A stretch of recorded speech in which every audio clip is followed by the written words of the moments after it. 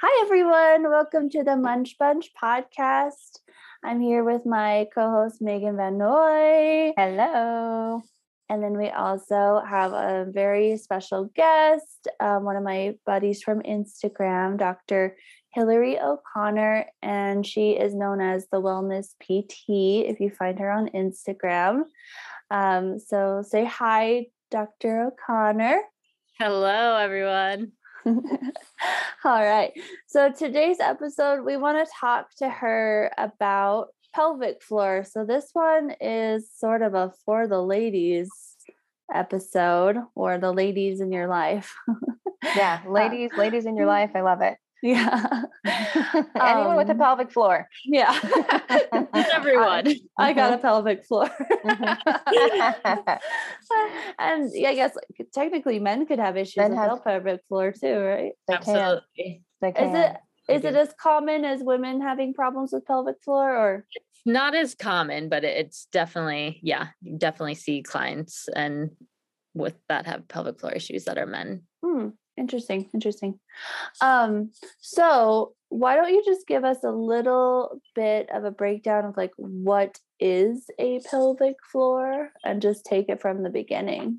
Yeah. So I love explaining it to patients that your pelvic floor is a complex system, but it's more than just the muscles that are on the bottom, that sit on the bottom of your pelvis, AKA the ones that you feel when you're sitting on top of like a bike seat. Those would be your traditional like pelvic floor muscles that you feel. And then everything around it. So say like your butt muscles, your hip muscles, hamstrings, quads, your inner thighs, and then connected up above would be the abdominals and the diaphragm. And you kind of all of those work together as a system in order to keep the muscles of the pelvic floor working well. And then you tie in the breath and your body's ability to handle stress and manage pressure with the air that you're breathing. And that is kind of a huge complex of what the pelvic floor is. So interesting, because I don't think a lot of people realize that the way that you breathe can change the tension in your pelvic floor. Mm-hmm. I don't know about you guys, but I personally am a recovering mouth breather, as I like to put it. I love it.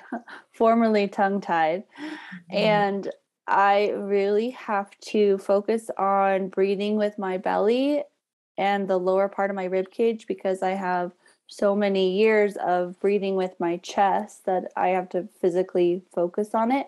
Mm-hmm. And then once I learned about pelvic floor, I was like floored, because I realized I hold so much tension in there, and like cards on the table, learning way too much about me.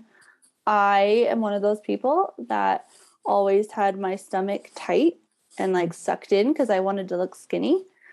And I also realized that was causing a lot of tension. Like I would like kind of squeeze my vagina in and like tuck my bottom forward and like do the pregnant belly pose.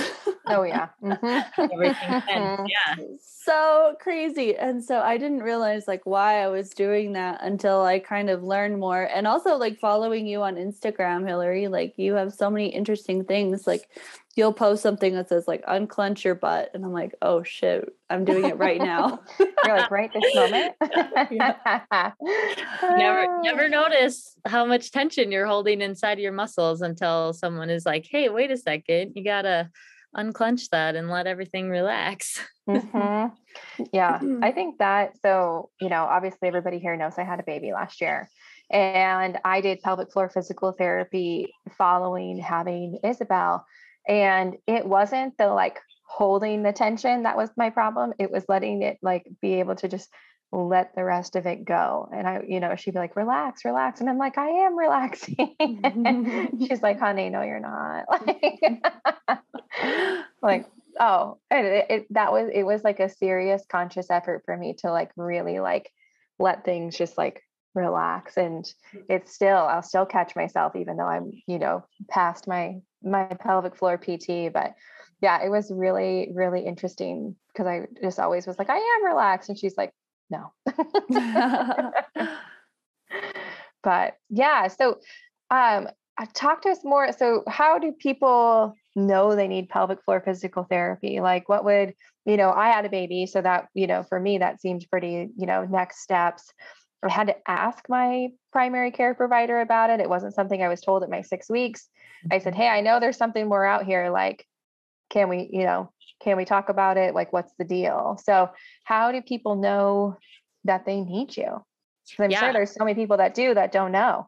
Right, exactly. And there's so many symptoms of pelvic floor that people don't really connect the dots to. So anyone that is experiencing back pain, hip pain, pelvic pain, even neck tension or tightness can be related to pelvic floor, but painful sex, pain with period, oh my gosh, so many pelvic pressure, like prolapse symptom, just pressure down into that pelvic floor, pain with pooping. Oh my gosh, there's just so many to list. But the main ones that people don't really associate with pelvic floor would be back, hip pain. Those could be definitely related to pelvic floor symptoms. And then going back to what you said about having your baby and knowing there's something more after the 6 weeks. And unfortunately, like in our healthcare system, it's kind of like a gray area of like who should really see the mother postpartum, like sure, the OBGYN, but then there's not really any resources given in that 6 week, in that 6 week checkup. And so it's just unfortunate that so many women could benefit from pelvic floor therapy, whether they're even symptoms like maybe their like stitches are causing some pain just with sitting or something, and really just getting into pelvic floor therapy and learning how to relax or reposition the body into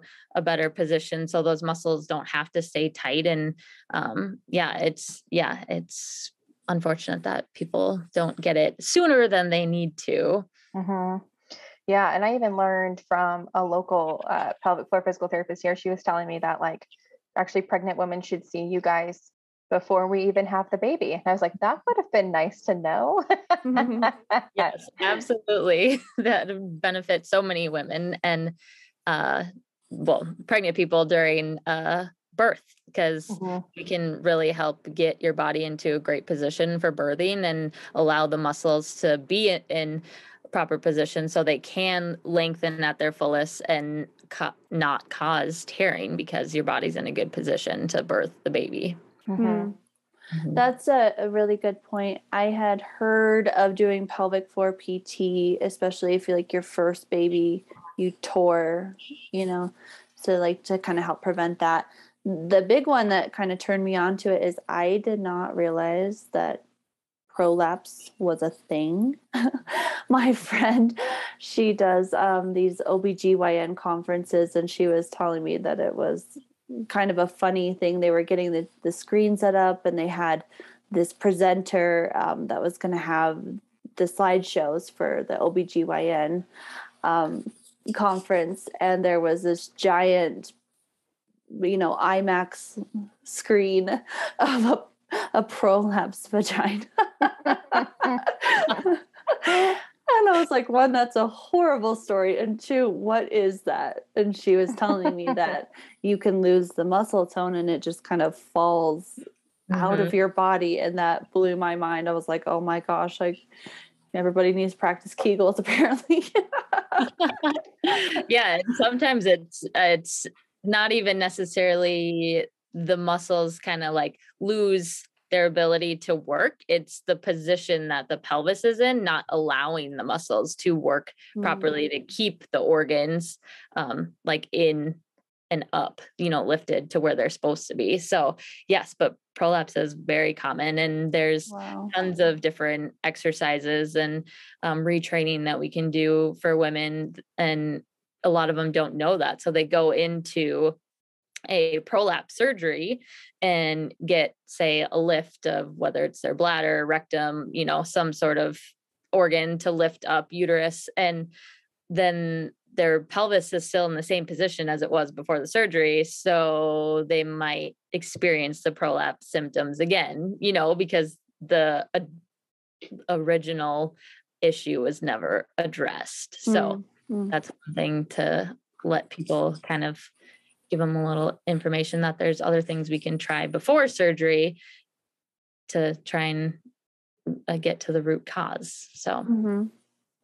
And what do you find, why do so many people these days have pelvic floor issue, or why do people people like me hold tension in that area where you kind of clench your bum or squeeze your belly in or contract down there? What is the reason, or what's the theory behind why we're doing that? So I like to say the theory is just how our society is go, go, go, always on.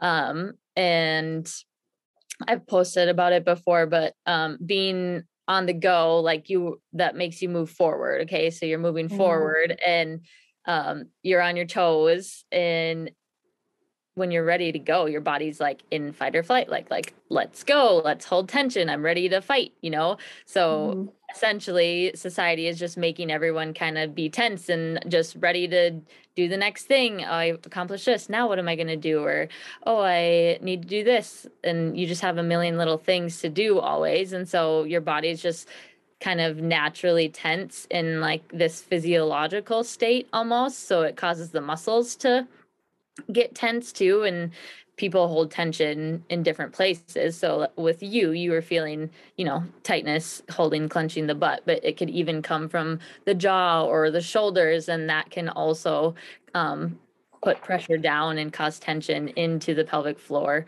So you can have tension anywhere and it can move into the pelvic floor. Yeah. So it's, I believe it's just our societal trend of wanting to go, go, go, and not taking the intentional time to just slow down and reconnect with yourself and your body. And I love that. So yeah, yeah, that's awesome. Yeah, it's true. It's true. Well, again, just kind of learning the stuff that I learned from my own personal experience. I never knew, just looking at a toilet could make you want to go to the bathroom. That, your brain's trained that when you gotta go, you gotta go. Yeah. There's the key in the door syndrome too, when you're coming home from the grocery store and then you're trying to get the key in the door, and all of a sudden if you have urgency problems, you just start peeing because you can't hold it anymore because your body knows that you're in a safe place to go to the bathroom. And so it just releases if you don't, have the control to really hold that. But there's different mind things that your body's like. It's so funny. Now as in my 30s, I feel bad about it, but I used to always laugh because my mom, she could never play on the trampoline with us because she was like, if I get on the trampoline, I'm going to pee my pants. And she would. I mean, she had 7 kids, so God bless her. She did her her body did its duty. But I always used to laugh about that. And now you get older and you're like, oh man, what a jerk. Man, now I feel that. Now I can relate. Right. Yeah. No, I have a good friend who, after her 2 babies, she's always had those issues too. And, we mostly just buy her gag gifts of diapers all the time. But I, after I went through my pelvic floor PT, I was like, you can still do that. Even though your babies are a little bit older, you can still, it's never too late to get some help there. So. Exactly. Yeah, no. And that's one thing that one of my missions is to let women know that they can get back to activities that they enjoyed before having baby, or even there's plenty of women that have pelvic floor issues that have never had a baby too, that experience leaking. And sometimes it's just due to chronic tension in the pelvic floor that causes like the leaking or the inability to manage the pressure. So it's just like one of my missions is just to get people back to doing what they love and retraining the body and muscles to hold your body in a great position. And so. Yeah, I love it. I love it. So obviously, so your role is the bottom half of the body, but you see things actually showing up on the top half, right? Like we do. We see things of pain and patience and breathing issues and tongue ties. And then a lot of times they have a pelvic floor relationship like through the diaphragm. So what are you looking at? What are you looking for when you're looking at breathing and pelvic floor? And, how do you connect those two? Mm-hmm. So I do a couple different assessments, but the main way I kind of see how people are breathing is by the position of their rib cage and their pelvis. And one way that I like to explain it to clients that I see is we breathe anywhere from 20,000 plus times a day, plus or minus. And our diaphragm, it has two sides, and our liver sits right under the right side of our diaphragm, which our liver is a very big organ. And then the heart sits on the left side. And when you breathe 20 plus ish thousand times a day, and that right sided diaphragm is a little bit bigger and stronger because it has to house over the liver, our body kind of pulls itself over to the right with each breath because of our diaphragm being bigger on the right, bigger, faster, stronger per se.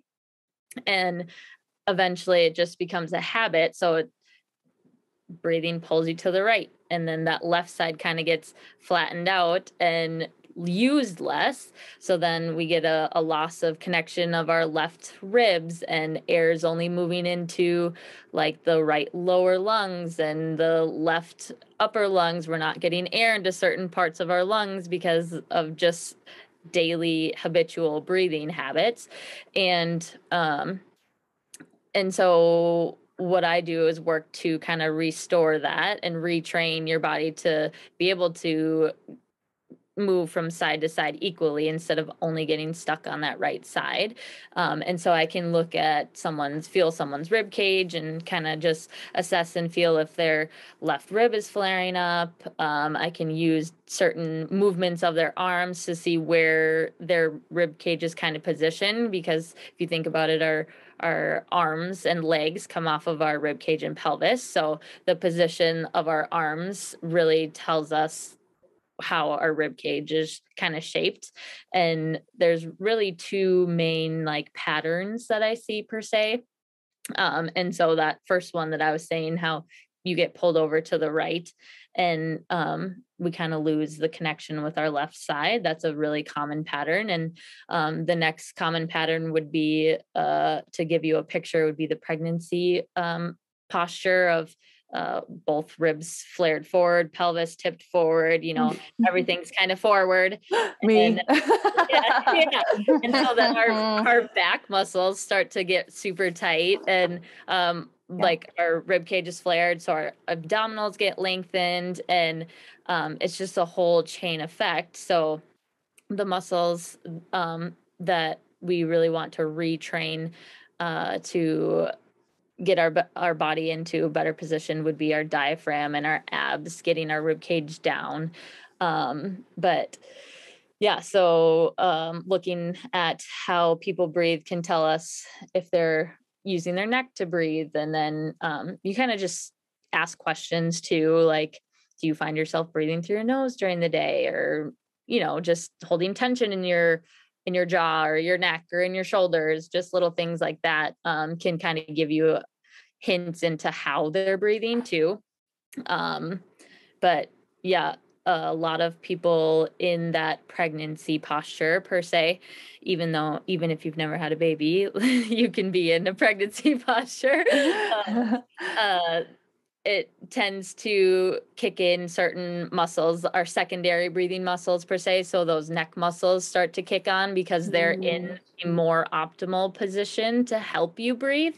So the diaphragm is our respiratory breathing muscle, and our abdominals help the diaphragm inhale and exhale the air from our system. So the neck muscles are secondary breathing muscles. In that pregnancy posture, we're putting the neck at a more advantage than the abdominals, because those are now lengthened and the diaphragm is a little bit flattened. So then when you're using the neck muscles, you kind of get into a more shallow, frequent breathing pattern than you would if your body's in a more optimal position.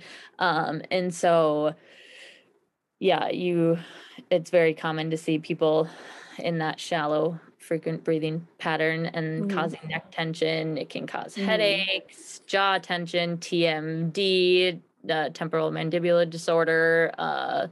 It can change like the position in your teeth. Like I personally have a tongue thrust, and I have a tongue tie, so I need to work on my own myofascial stuff. But yeah, it's amazing to see that even just like neck tightness or breathing with your neck can change the position of everything down below. And then another really cool thing I like to explain to patients is that we have 3 domes in our body. And so our pelvic floor is a dome, our diaphragm is a dome, and then we have another dome right in our throat. So our throat and all of 3 of those domes have to work together to be able to manage the pressure that you breathe in. So as you inhale, the pressure goes down and everything kind of flattens down. As you exhale, everything comes back up. And so when I am teaching or guiding clients through exercises, I like to just have them really tune in and sense that whole system of air moving all the way from throat down to the pelvic floor. And sometimes it's really hard at first because they've never really had to tune in and feel that. But yeah, so. Yeah, I know that from my experience, I have to very intentionally try to do that because I'm a shallow breather and I hiccup all the time. And I've asked so many people, why do I hiccup all the time? And it's whenever I'm working and I'm really focused and I'll be like, cleaning someone's teeth or doing a deep cleaning, and I start to get anxious or focused, and I start shallow breathing and I will start hiccuping, and then my coworkers will yell across the office, Kimmy, breathe. You're supposed to do that all the time. I know. So I have to really think about that, like inhale and feel like everything drop down, and then exhale, it kind of comes back in. Can you break that down, just like a little exercise for our listeners if they want to do like proper breathing? Yeah. So the easiest way that I like to kind of teach it is go and sit, find some wall space and sit against the wall. So your back is against the wall, and bring your knees up in towards your chest. So the knees into the chest will kind of just block your belly from being able to like push forward or anything. And so we want to sit here and breathe. So your feet are going to be flat on the floor, knees bent up into your chest. So kind of like a fetal position, but your back's against the wall.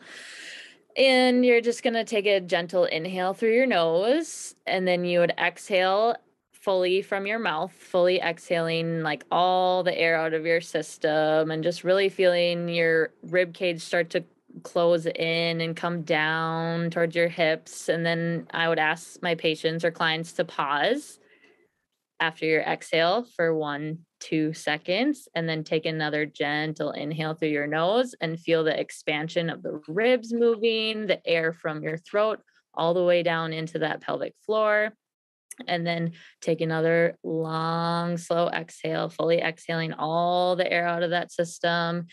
feeling that rib cage come back in and squeeze that air out of your lungs, fully exhaling, and then pause 1-2 seconds. Then you'll take another gentle inhale through your nose and a full exhale again. So the pause during the exercise really just helps the brain be like, oh, I need to be more efficient in my breath. And then, so next breath, I'll use the diaphragm to help, because it's the main muscle that's going to help us pull air into our system.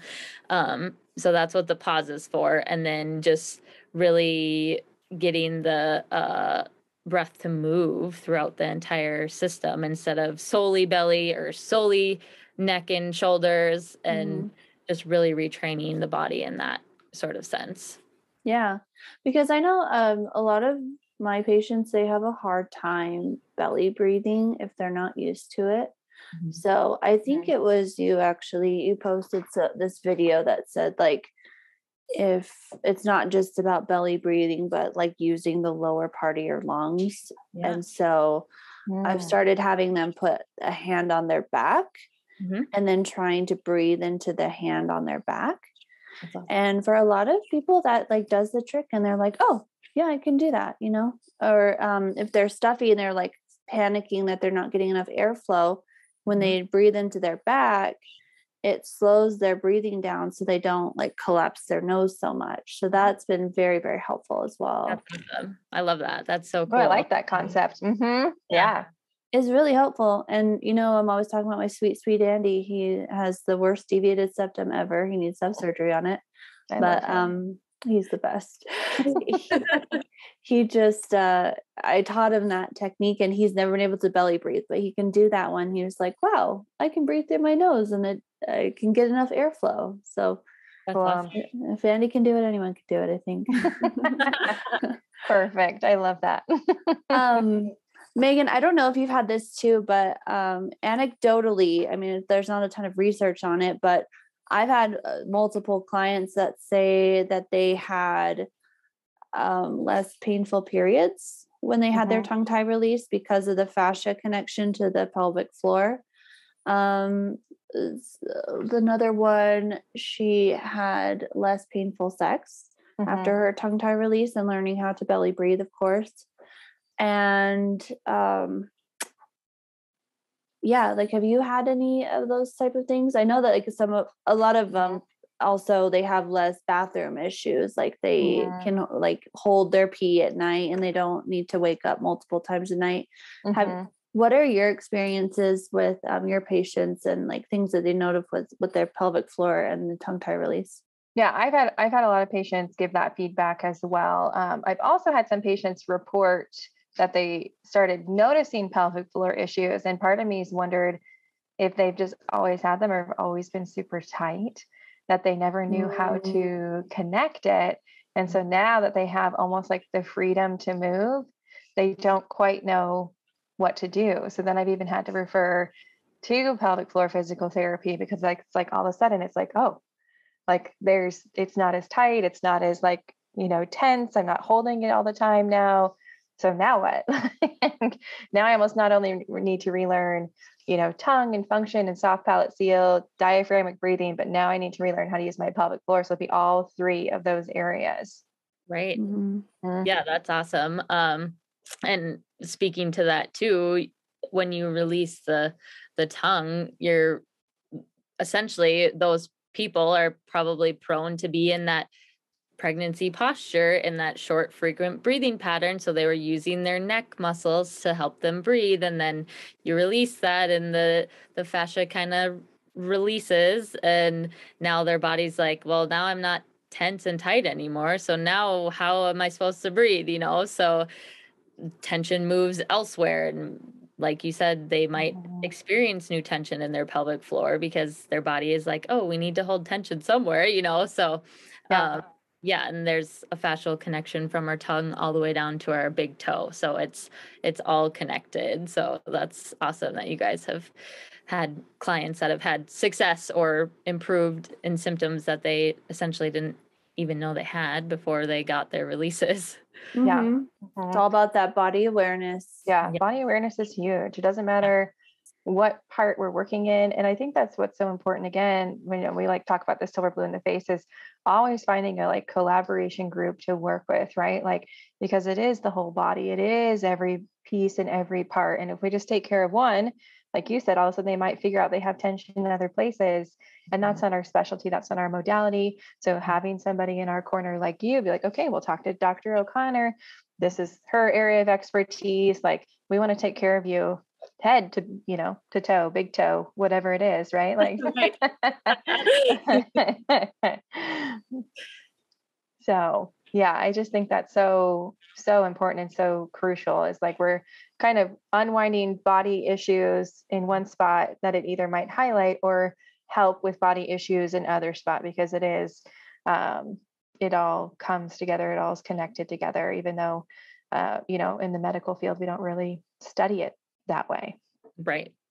Yeah. And I can even speak to personal experience. My daughter had a tongue tie when she was born. And so 6 weeks old, we got her tie released, and the pediatric dentist that we went to recommends chiropractor and myofascial release with the ties, because it's such a huge whole body complex that so we were already had her in myofascial cranial sacral before the release happened, which was huge and helpful. But then just continuing with those after too, just to help the tension and the muscles now again retrain how to work and function properly, just to have my daughter like use her tongue while she's breastfeeding, so it's it was a really cool experience. And I would say that right after her release, I could literally feel the change in her tongue motion, breastfeeding. And so that was really cool, that like I could feel an immediate change. So yeah, amazing. And hopefully that sets her up for more success in life, because it's really hard when you're fighting that tongue, because your tongue grows your body, right? Everything here forward.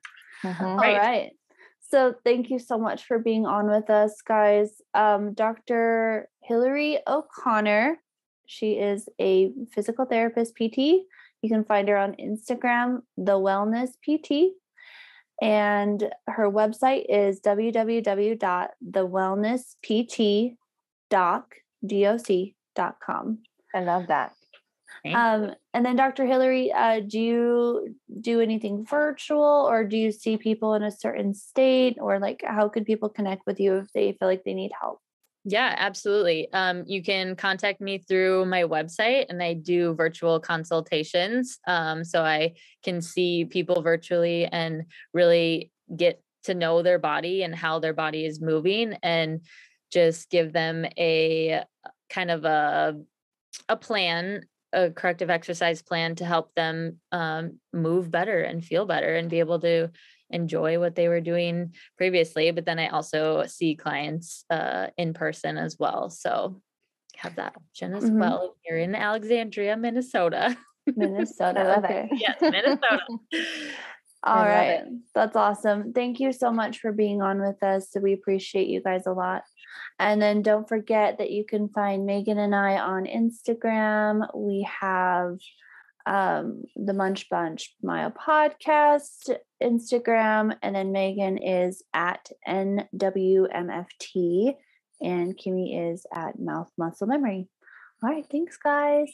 Thank you. Bye everyone.